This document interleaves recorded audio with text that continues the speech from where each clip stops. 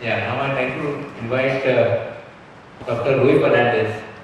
Dr. Fernandez, sir, has been mine and Rajesh's teacher and mentor at KM Hospital. And even now you will see that sir is very much involved academically and very much involved in patient care. And we will all benefit a lot from the wisdom of what sir has to pass on to us. Over to sir. Happy I am to be with you this morning because one of the greatest joys of being a doctor is to cure your patients. And if we can't cure our patients, the next best thing we can do is to give them sound advice that will help them bear their disease with a smile. Atopic dermatitis has been one of the most challenging diseases that a dermatologist can handle, because every time in the past the patient used to come and say, "Doctor, your medicine hasn't helped me at all. I'm still bad, I'm scratching." And that was because we understood very little about what this disease was. If I look at myself, what I learned 30 years ago and what I know today are two different conditions completely. Today, there are giant strides that we have made in understanding atopic dermatitis. We were wondering, what is this? It's an eczema. It's a type of a reaction that causes you to have asthma that never gets cured, gives dermatologists a bad name because they say, no, your patients are there from childhood to old age, and we were the butt of everything. But today, science has helped us to not only understand the disease well, but also to find therapy where there was none before. See, so with these few words, I want to start this talk, but I want to one step further is to emphasize on what Manish has already spoken about. The most important aspect in understanding this atopic dermatitis is to understand the skin. A normal person's skin is like a person living in a nice concretized bungalow. And in an atopic dermatitis, on the other hand, it's like a person who's staying in a small home where the walls are made of adulterated cement. So when the first monsoon starts, the water starts seeping in. And he has all the problems there. So today we know that the most important aspect of atopic dermatitis is what Manish showed, is the outermost layer of the skin. If a normal person jumps into the ocean, the water can go as far as the outer barrier layer or the outermost part of the skin. Germs get stopped by the outer layer of the skin, they can't enter inside. So bacteria, virus, fungi, they can't enter the skin. Chemicals, simple chemicals, like Rajesh spoke about soaps. Soaps in a normal person, fine, but when you use it in an atopic person, the chemicals can enter this porous skin and cause a reaction. So when an atopic child jumps into the water, water enters the skin, and when it comes out of the water comes out of the skin.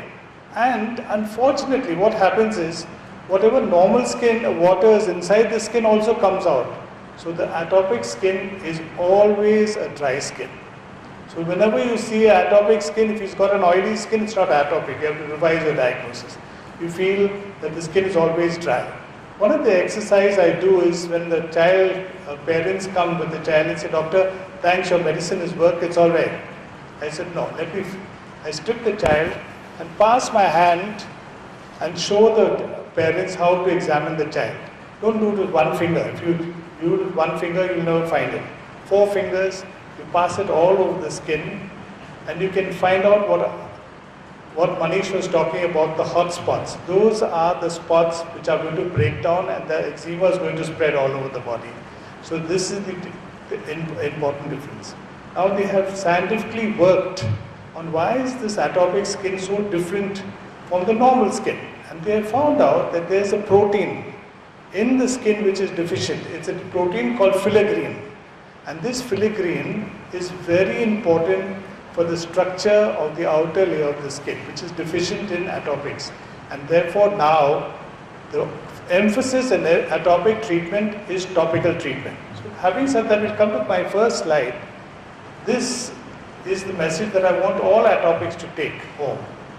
There is no medicine that I can offer a patient with severe eczema other than steroids. And steroids are the first line of therapy in treating an atopic dermatitis. Why? Because steroids are the only thing that can effectively and efficiently cut off the inflammation in the shortest possible time. So we want to bring the inflammation down, so then the other treatments that Rajesh talked about, that using an emollient and all can be effectively used. So this has to be used as the first line of treatment.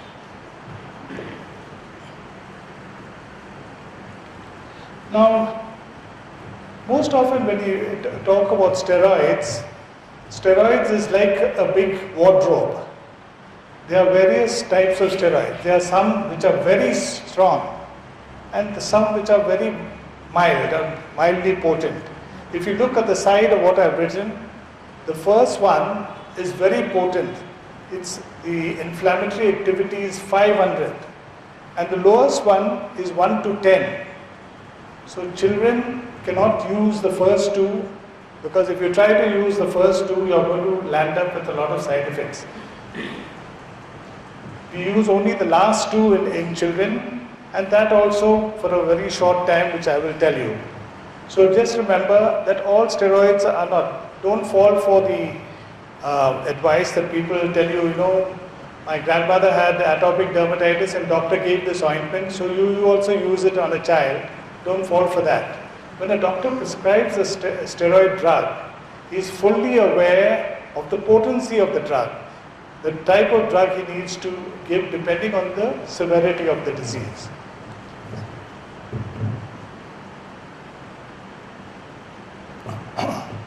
And the choice sometimes depends on the patient's age. So if it's a small child, we'll give them the least amount of potent drug. We'll give the mildest drug. It also depends on the severity of the drug. If the severity of the drug is a lot, then we'll give a much stronger steroid. And the extent of the disease. So these are if the extent of the disease is very localized, then we'll give a very short course of treatment. But if it is extensive disease, then of course the patient will have to. If it's on the face, we will never use a potent steroid. We'll use a mild steroid. If it's in the armpit, in the groins and all that, we will there use a mild steroid. And lastly, depending on the extent, if we think that the patient is going to have this eczema for a long time, we will tailor the steroid to that, in that direction. Then it's not only the ointment that we need to choose, but the vehicle. If you're going anywhere, you will sit in the car and go to that particular place. That's the vehicle that takes the active ingredient of the medicine to the area where it's required. Now you get ointments, creams, lotions. And ointments are used only for thick areas and in chronic eczemas.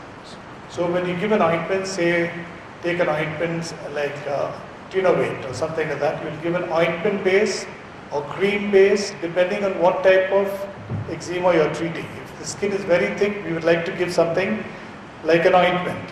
When you use an ointment, it sort of occludes the skin and does not allow the skin to breathe. So the moisture collects underneath the skin and the active ingredient is actively absorbed. Cream is meant for mild eczemas. 80% of our patients have almost mild eczema, so we'd like to give a cream base. If it is there, if it's an oozing eczema, then we'd like to use a lotion. And gels for hairy areas of the body. So the base is chosen depending on the area that is involved and the type of eczema and the extent of eczema.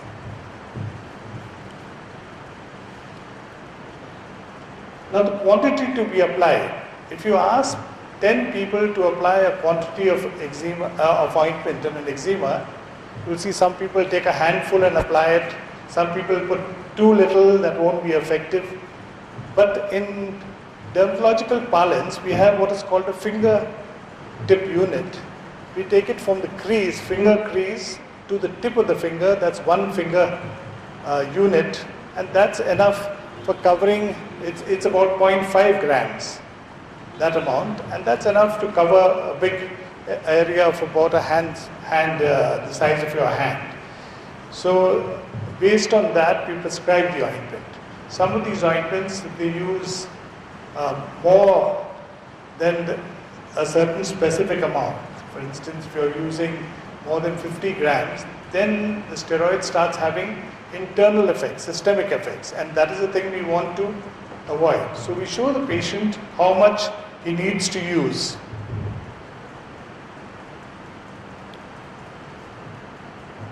Now, choosing the type of steroid is a very important thing. If you choose one to control a very severe disease with a mild steroid, it's not going to work. And if you choose one which is very potent for a mild disease, then again you're asking for side effects. So the right amount of ointment. When a patient with atopic dermatitis comes, people are always worried how long to use the steroid. So the normal principle is to use the strongest potency for the first 5 to 10 days. And after 5 to 10 days, you shift to a milder steroid or to a less frequent application of a potent steroid. So instead of using it twice a day for 10 days, the second 10 days you use it only once a day, and you can use a milder steroid.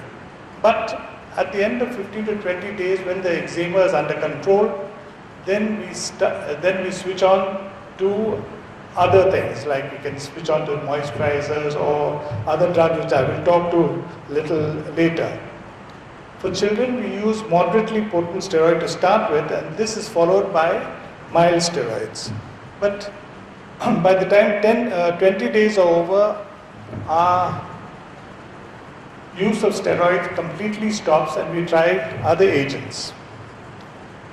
What about choosing a brand of steroid? Now there are so many steroids available in the market, and my advice to you is to always choose an ointment from a good company, because today what happens is there are so many ointments coming that are very cheap, and you'll find that those people who have no name to safeguard, the big companies who are reputed companies have their name.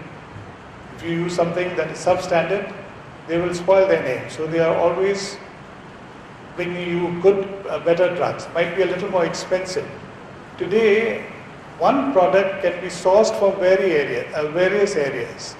If you buy it from China and all those places, the same ingredient comes very cheap, but it might not be effective as a good brand. So when you're choosing an ointment, always choose of good company.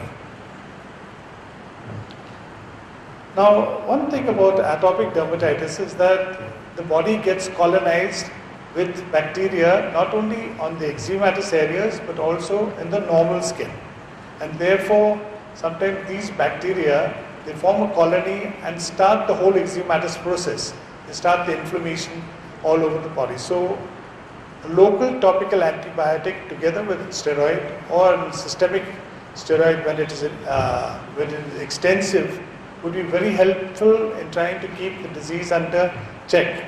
So combination with steroid is sometimes used to bring it under control fast.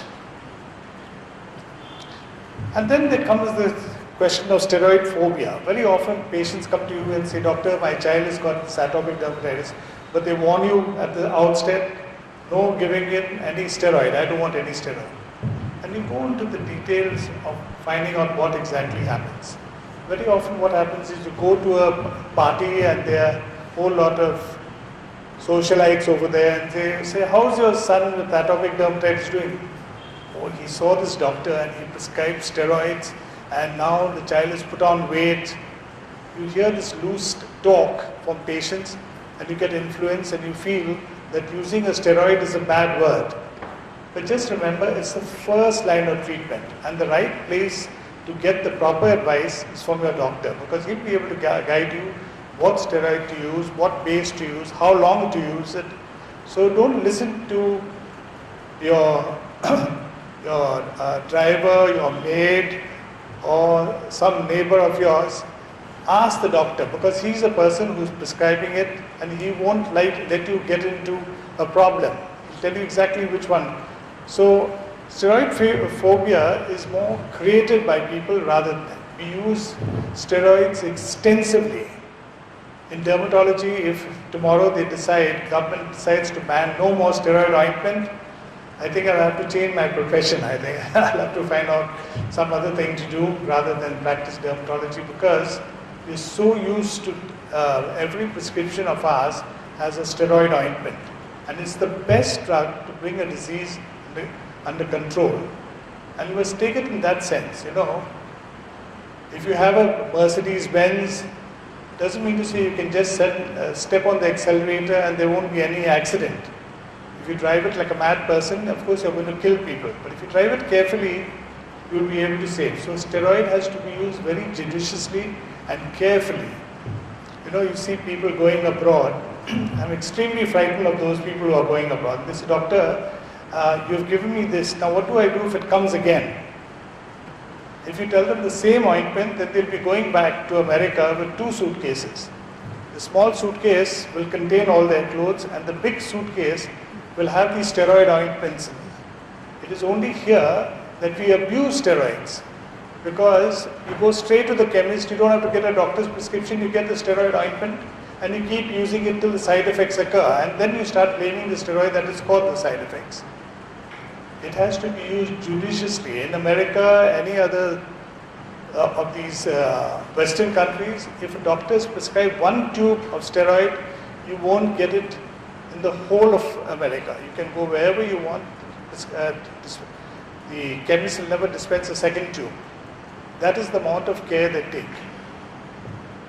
So steroid phobia has to be completely dispelled by asking for proper advice. Today people have the net. Don't take everything on the net for face value. You can always recheck the advice that you get. And remember, when you're treating atopic dermatitis, it's not an individual treatment, It has to be like a team, your doctor and you. So whatever problems you have to go back to the doctor and ask him and say, doctor, I've read this on the net. What do you have to say about it? And get the full fact about how a particular preparation or particular medicine, the way it has to be used, the duration of its use, all that information, the doctor will be happy to give it to you.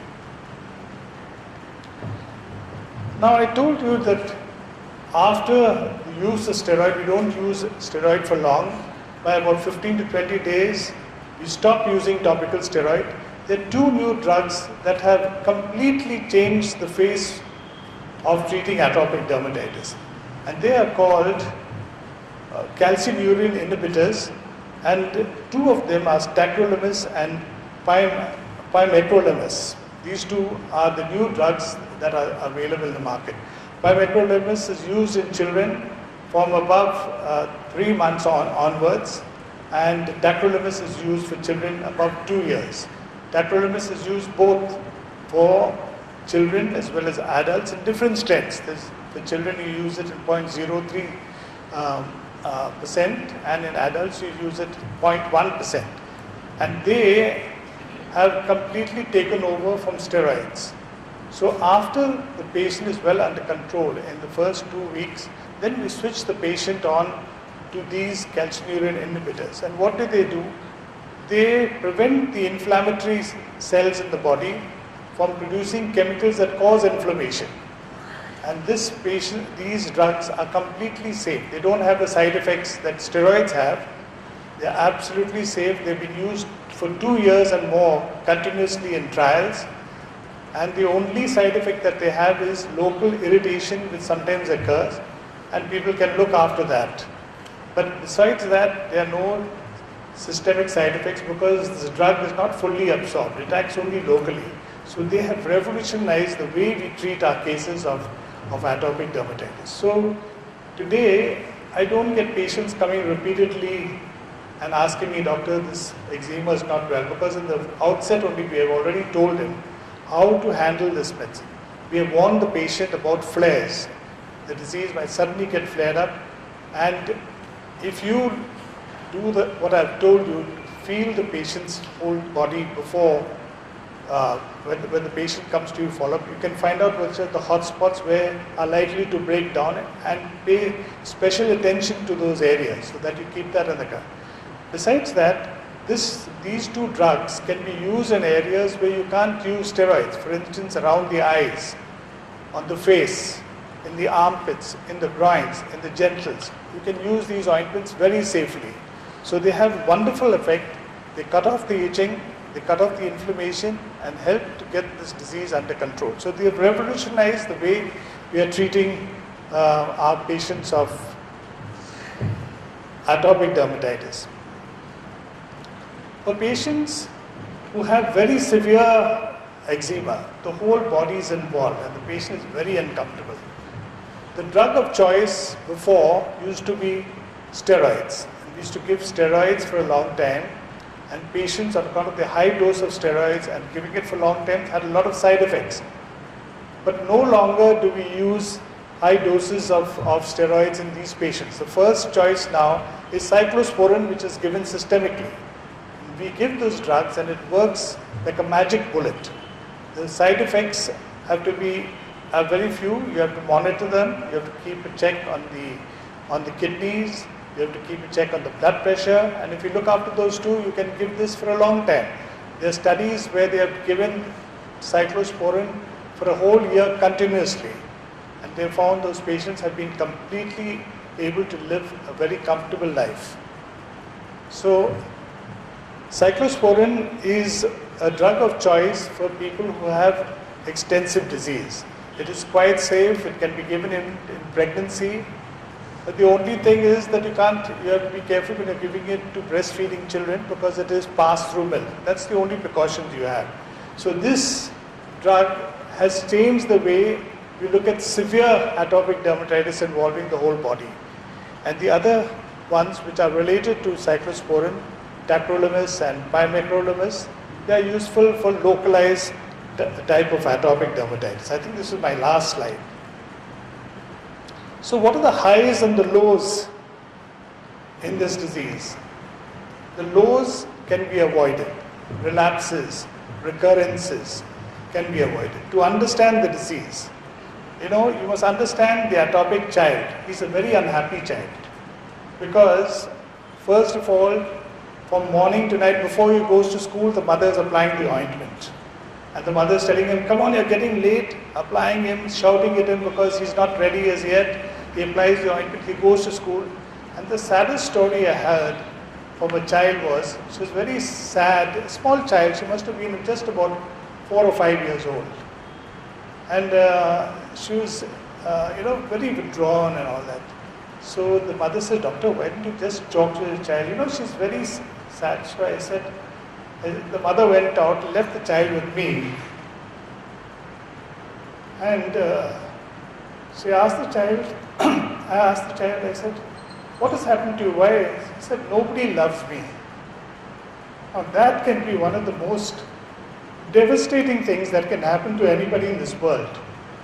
Even a dog, your cat at home wants love, wants to be patted, wants to be stroked, wants to be loved. And that does not happen in an atopic child because the mother is firing him. In school, he's a naughty child. All these atopic children are inherently naughty. As soon as I know a atopic child is coming into my clinic, the first thing is I grab all those things that I have on my table, the glassware, and put them aside, because I know this fellow is going to climb on my table, pull my books, and they do all the most naughty things in your clinic. You've got to understand that, because the atopic child is like that, hyperactive, very intelligent, very naughty. So in the class they get a big hiding from the teacher. Again, teacher fires them all the time. Their friends don't want to sit next to them in class, so they undergo a lot. And if an atopic child is a middle child, in 3 kids at home, if he's the middle child, then it's hell for him, because the eldest child is the loved child because he's the older child. The smaller child is loved because he's the smallest child. And this child, the middle child, suffers a lot. So we've got to understand the atopic child, and we've got to understand what he's going through, because everybody, you get a person in the skin clinic in our consulting room, doctor, I've got this little pimple here and I can't sleep the whole night, I'm thinking of it. He's worried about the small pimple. What about this child who's got an eczema from head to foot and is all the time scratching? So this is a thing that we have to appreciate and help the parents to manage this child the proper way. You have to tell the parent that you have to follow the instruction. We have to show the patient how much ointments to be used, how it's to be used, and how often you've got to use it. And the side effects, that's very important. Because if you don't tell the patient the side effects, he just keeps using it thinking that you must warn them about frequent use, warn them about flares, how to avoid flares, how to use the ointment carefully in what quantity, and choose the lightest, the mildest ointment that you can possibly give. Then you have to tell the patient that you have to persevere with the treatment. Very often I come across a prescription, sometimes 2-3 prescriptions, where the patient has been to a doctor for hardly about a week or 10 days and said, no, there's no, change the doctor, they go to another one. And you have to explain to the patient that this takes time, and have you used it properly, find out what are the pitfalls, identify them, help them to apply.